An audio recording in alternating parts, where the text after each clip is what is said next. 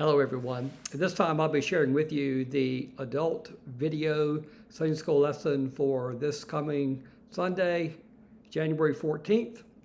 It is called Faith and Trust. It comes from the book of Proverbs, chapter 3, and we'll focus on verses 1 to 8. This particular lesson comes from one of the most popular passages in the Bible, particularly chapter 3, verses 5 and 6. In the NIV, it reads like this: "Trust in the Lord with all your heart and lean not on your own understanding. In all your ways submit to him, and he will make your path straight." The King James says, "In all your ways acknowledge him, and he will direct your path." The story on page 47 speaks to me. It describes a young man who was called to the ministry at age 14. It happened at youth camp. The speaker told this large group that even if only one or two of them responded to the call to ministry, that would be very important because this world is in desperate need of young people committed to Christ and Christian ministry.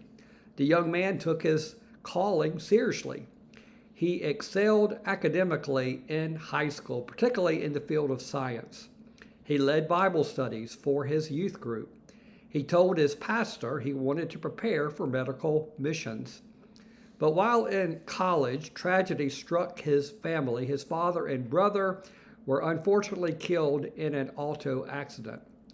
He left college. He went back home to help his mom.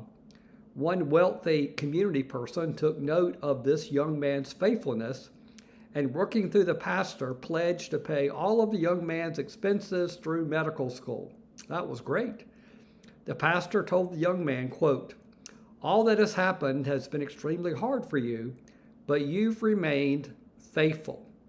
Be assured that this is for some high and holy purpose, one that you may never understand this side of heaven. Stay the course on your calling, and my prayers and support will follow you until you fulfill God's mission for your life." Everyone has their own story. I have mine, you have yours. The author of Proverbs sought to impart wisdom to his son. At this point in my life, my children are ages 38 and 37. Over the weekend, both of them were in Edenton working within the family business, Byram Hardware and Gifts. The main project was redoing a bathroom. And while most of the job got done, disagreements arose among our children. Basically, I told our daughter that we did everything we could do to treat them as equally and fairly as possible, all throughout their lives. The point I'm making is this: parenting is an imprecise job. Everybody wants their children to become wise, to make good decisions, to be responsible, to get along with each other and with everyone. And that includes the human dimensions of life and the spiritual dimensions of life.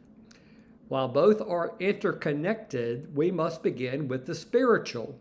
As parents, we hope and pray that our children will get what we try to impart to them. So let's begin with Proverbs chapter 3, verses 1 to 4, and I titled this section, Actions and Results. Life is about taking an action and living with the results. In fact, every action we take has a reaction, and sometimes life seems like a chess match, looking ahead enough to hopefully make the right moves at the right moments for the best outcomes. And yes, some results are more predictable than others. Solomon wrote, quote, "My son, don't forget my teaching. Keep my commands in your heart." Have you ever said something like that to your child or children? Something like, "Don't forget what I've taught you"? I'm sure that you have.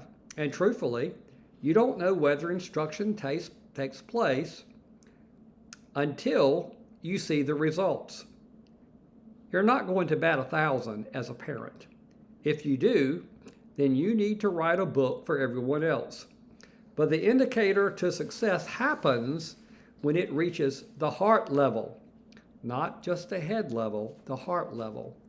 The heart is the center of the will, and good results happen when we commit at the heart level. It's like sometimes when you tell your kid something and they nod their head, like they understand, but if that knowledge and understanding doesn't reach the heart, then more than likely your kid will not do what you have advised. Sometimes people do what is easiest or most pleasurable, not what is best.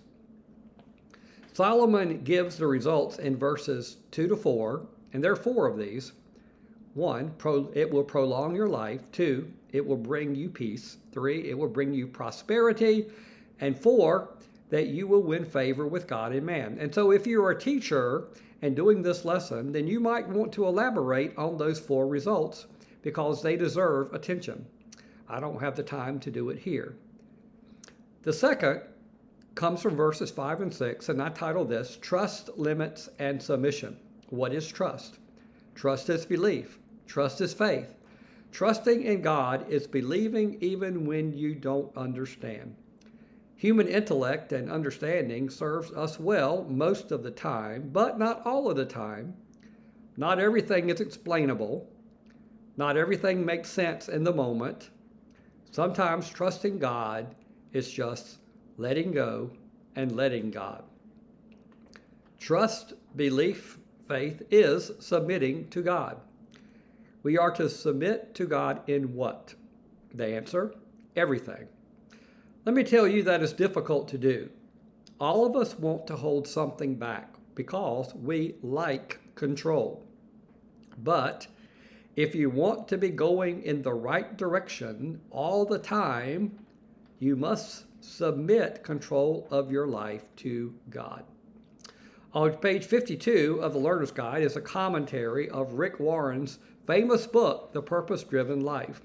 Now, I would call this book a must-read. Basically, it addresses the question, what on earth am I here for? Many years ago, I would visit Ruby Mullen in her home. Now, at that time, Ruby was a widow, about 90 years of age, and she knew that life was short. She had this book on her table, and she thought about that question, what am I here for? An awful lot. Submitting to God is discovering the answer. You need to know. I need to know. The third section, verses 7 to 8, I title, Fear God, Shun Evil. Over a 10-day period fairly recently, 4 young adults between the ages of 18 to 30 or so died of fentanyl poisoning in Chowan County. I think it mostly happens when they are vaping marijuana. It is laced with fentanyl, but truthfully, I don't really know. It's not my world. But what I do know is this. It is sad, tragic, and evil. Whoever would put this drug, this killing drug, fentanyl, into the hands of young people, that person is evil, truly evil. Here's what I'm saying. We live in an evil world, and our salvation comes when we fear God. Fear God, and you will shun evil. Fear God means to love God reverently. Fear God means obeying God. So therefore, my challenge to you this week is for us to live Proverbs chapter 3, verses 1 to 8. Have a great week. God bless.